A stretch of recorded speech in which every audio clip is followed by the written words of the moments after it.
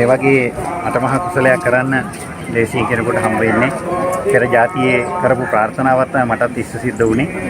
මේ වගේ ධර්ම දානයකින් වෙන මහා විශාල වටිනාකමක් තියෙන මේ මා ලැබපු වටිනා මනුස්ස ජීවිතේ තව තවත් ආරක්ෂා වෙලා නිවන් දක්නා ජාති දක්වා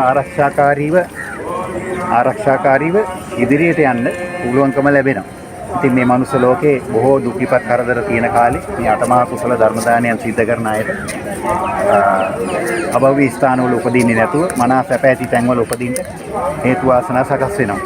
ඉතින් මම මේ ධර්ම දානයේ බොහොම හිත සතුටින් මේ පොත් වහන්සේලා ලියලා සම්පාදනය කරලා පරිගණකගත කරලා මේ කවර නිර්මාණය කරලා මේ විදියට ලස්සනට මහජනයාට බලන්න සතුටු හිතෙන විදියට මේ මහා පින්කම සිද්ධ කරා. ඉතින් කවදාවත් වරදින්නේ නැහැ මේ වගේ දේවල් කරන අයට. තමන්ගේ ජීවිත ආරක්ෂාව සැලසෙනවා, ව්‍යාපාර කටයුතු දියුණු වෙනවා, ඒ වගේම පවුල් ආරක්ෂා වෙනවා, ඒ වගේම තමන්ගේ ජීවිතයට අනවශ්‍ය සතුරු කරදර ලං වෙන්නේ. ඒ විතරක් නෙවෙයි.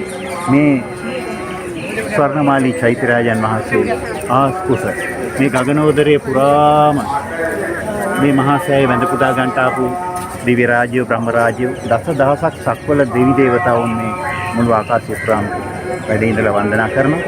ඒ තැන් වලට පවා අපේ ජීවිත සම්බන්ධ වෙනවා. ඒ වගේම ඒ දිව්‍ය ලෝකවල කතා බහට ලක් වෙනවා මේ වගේ අටමහා කුසල ධර්ම දාන පින්කම් කරන අය.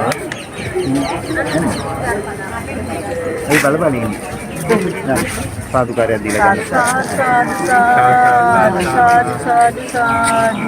කියලා තව කෙනෙකුට දෙන්න කියලා සංතකයට නෙමෙයි සාදුකාරය දීලා ගන්න.